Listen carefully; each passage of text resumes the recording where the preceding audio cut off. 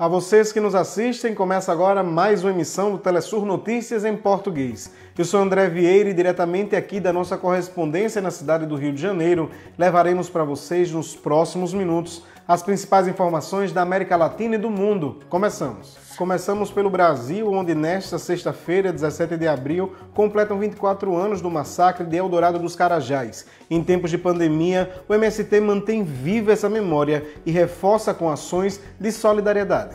Para lembrar, o massacre onde 19 integrantes do MST foram assassinados na Curva do S, no Pará, o movimento realiza todos os anos o Abril Vermelho, com ocupações de terras e ações por todo o país. Esse ano, os camponeses concentram suas atividades em doações de alimentos para as populações mais vulneráveis à pandemia do novo coronavírus. No estado do Pará, os sem terra soltarão fogos em memória dos 19 camponeses assassinados pela Polícia Militar a serviço de fazendeiros da região naquele 17 de abril de 1996. Crime que ainda hoje continua impune.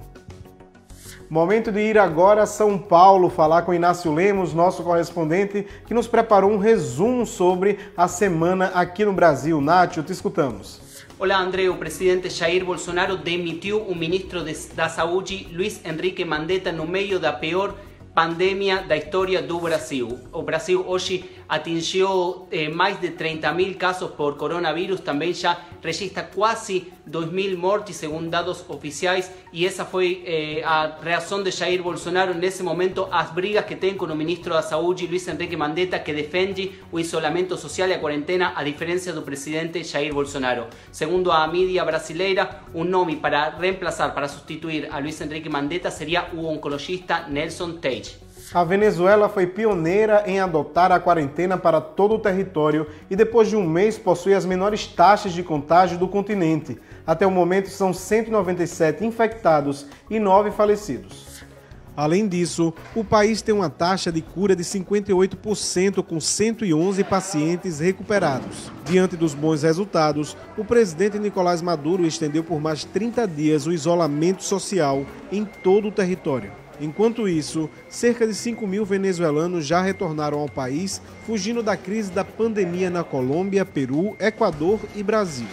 No Equador já são quase 8.000 infectados e 388 mortos até amanhã desta quinta-feira. Endividado com o Fundo Monetário Internacional, o presidente dessa nação, Lenín Moreno, aprovou uma série de medidas que atacam os direitos trabalhistas. Nossa correspondente Denise Herrera, diretamente de Quito, nos amplia a informação.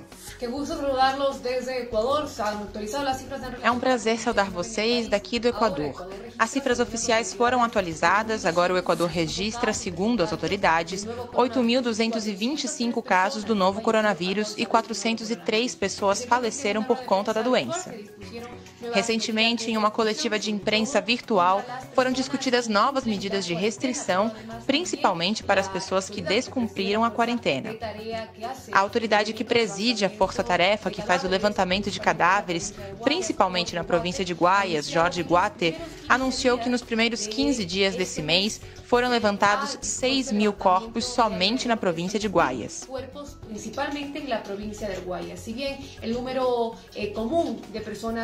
Se bem o número comum de falecimentos nessa província é de cerca de 2.000 pessoas por mês, vemos uma diferença de quase 5.000 pessoas que faleceram por causa da pandemia. São cifras que, sem dúvida, geram muito rechaço da cidadania. Isso porque há um mês, desde que iniciou a pandemia no Equador, as cifras que o governo nacional divulga são questionadas. Nesse sentido, o presidente Lenín Moreno dispôs novas medidas econômicas que ainda não foram apreciadas pela Assembleia, mas já receberam críticas. Ainda mais quando propõe que todos os equatorianos paguem uma contribuição especial para atender essa crise sanitária. Enquanto isso, as centrais sindicais exigem a suspensão do pagamento da dívida com o Fundo Monetário Internacional e propõem a taxação de impostos a grandes fortunas para o combate à pandemia. Miren, esta emergência de No meio dessa crise, se tornou público que 265 famílias têm recursos fora do país, que somam cerca de 33 bilhões de dólares. Se propusermos um imposto de apenas 2%, representaria um ingresso de 600 milhões de dólares. Na última quarta-feira, 15 de abril, os 15 países membros da Comunidade do Caribe, CARICOM, se reuniram de maneira extraordinária para debater ações conjuntas contra a pandemia da Covid-19. São mais de 1.500 infectados na região do Caribe e a CARICOM acordou adotar medidas unitárias de saúde pública e proteção de fronteiras. A comunidade internacional também exigiu o levantamento imediato do bloqueio contra Cuba e Venezuela. O governo venezuelano também anunciou que compartilhará suas doações de testes de diagnósticos com Antigua e Barbuda, Granada, Dominica e São Vicente e Granadinas. E olhem as semelhanças com o Brasil. No Peru, o presidente Martín Vizcarra mudou as leis trabalhistas para facilitar a suspensão de contratos trabalhistas. Com as alterações aprovadas pelo chefe de Estado, o empregador poderá deixar de pagar os salários por até 3 meses sem acordo ou aviso prévio ao trabalhador. Para aqueles que ganham menos de $700 ao mês, o governo promete um seguro-desemprego de $206. A Federação Nacional de Trabalhadores afirma que Vizcarra caiu na chantagem de empresários e que prova que é um governo dos ricos. Na Argentina, mais de 2.500 contaminados com o novo coronavírus e 115 falecidos até amanhã desta quinta-feira. O governo estendeu até o dia 26 de abril a quarentena e anunciou uma série de medidas para combater a crise econômica.